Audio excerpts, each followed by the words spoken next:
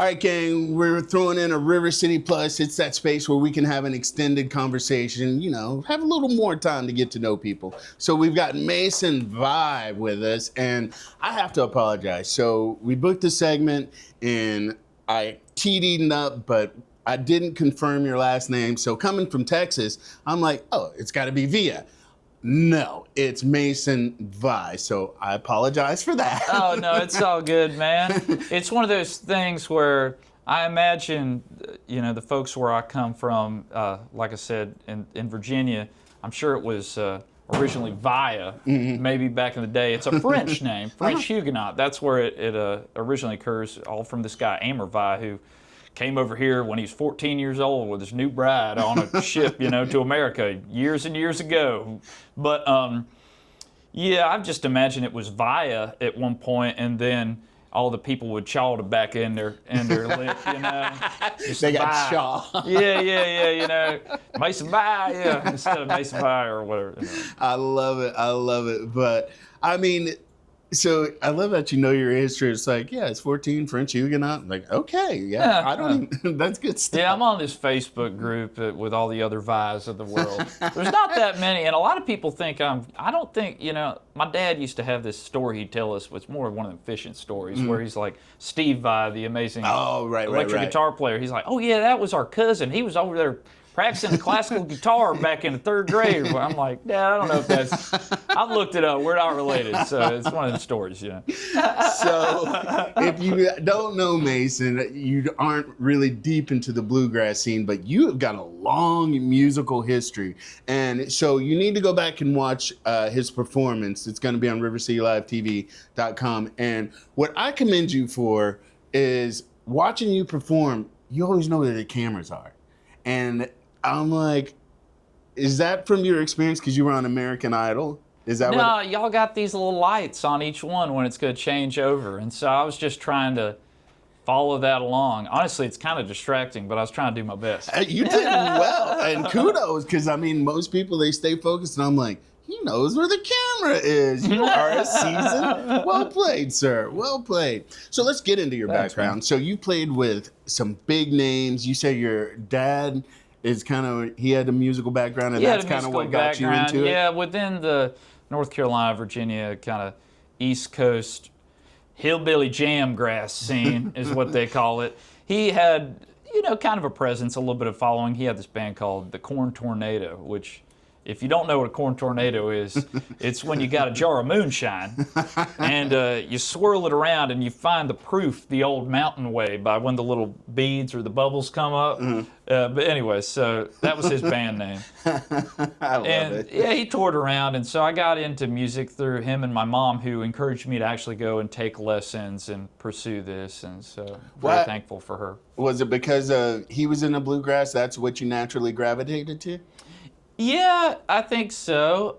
I mean, I was just around fiddles and banjos and all that stuff, but it's not even just him. It's more the location of where I grew up and what was available. The other thing that I find more honestly is that it's just easier to play acoustic instruments versus hauling around these big amps and drum kits and you know, you can kind of go play acoustic instruments in the holler or, you know, at the campfire or at night, and nobody will get as mad at you. So those were, you know, often tended to be the places and times that I playing, you know, where, you know, you could just be on the street corner busking, and that's kind of where a lot of this culture comes from, with this music. Did you anticipate when you got into music that you would have the opportunities that you've had? Because, I mean, coming from the holler, if you don't, what is a holler? Because I know it from watching Justified back in the day, but people might not know what a holler is. Well, I just think of it as a town that you got to drive 45 minutes to go to the grocery store kind of thing, you know?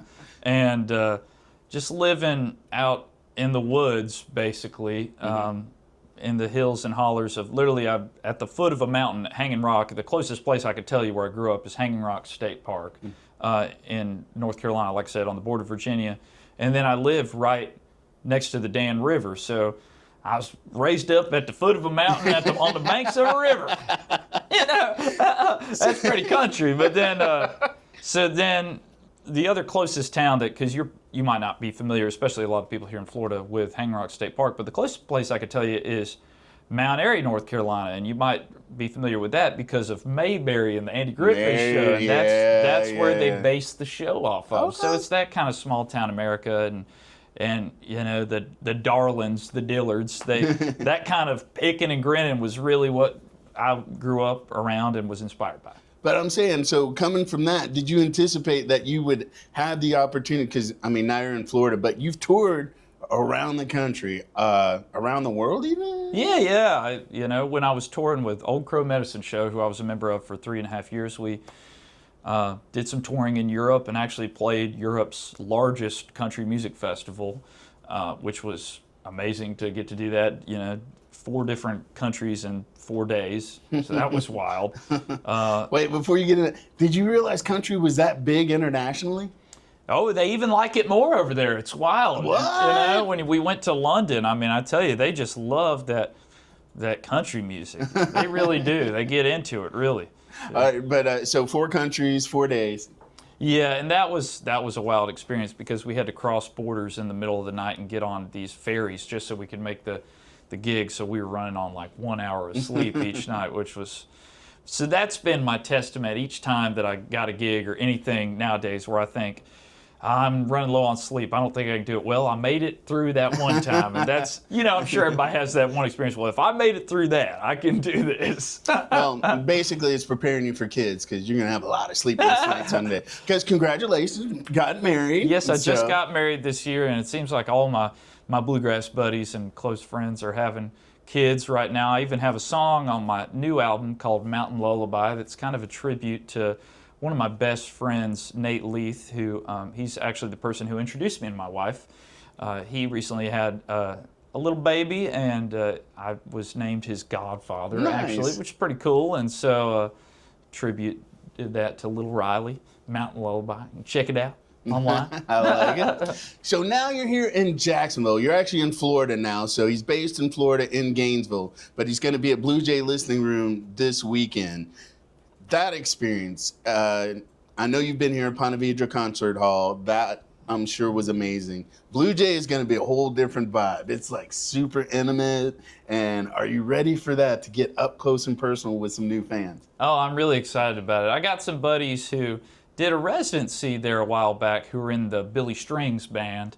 They had a little side project called the Sewanee Mountain Boys, which is kind of a joke of a name in itself. But they played bluegrass there for a couple nights in a row at the Blue Jay, and then live streamed the events. And that's kind of where I first became familiar with the venue. And so I'm really excited to get to go and play there.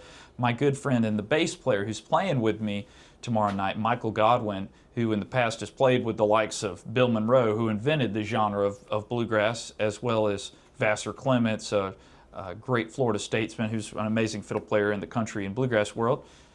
He's playing bass, and he was kind of the one who connected me to Kara over there at the Blue Jay. And yeah, he runs a jam there once a month, and he's kind of lives around this area. So I'm hoping he's going to bring a lot of local folks out, and maybe somebody that's watching here knows him too. Yeah, who knows?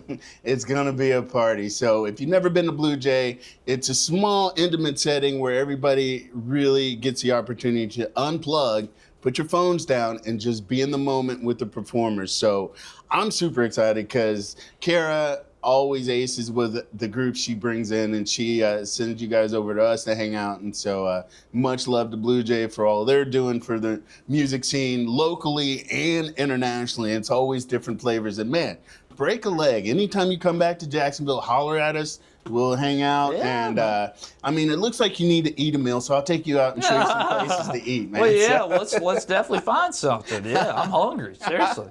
So hit them with your socials. Where can they follow you? You can find me at Mason Vi Music on most any of the socials. I'm on the TikTok, Spotify, Apple Music, YouTube, Facebook, Instagram. You can find me on any and all of them, wherever you find it, your music, or wherever you spend your time online. I mean, and we'll probably hit all of them. So, man, kudos to you for your game, and good luck. Break a leg tomorrow. I look forward to seeing what you guys keep doing in the future. So, you guys, I mean, you're Florida, so we can still call you locals. So support your locals. And all right, y'all, we're going to wrap this up, and we will see you soon. We're going to have another Plus in the hopper soon. But as always, we're on Monday through Friday at 9:30 for River City Live. Thanks for having me.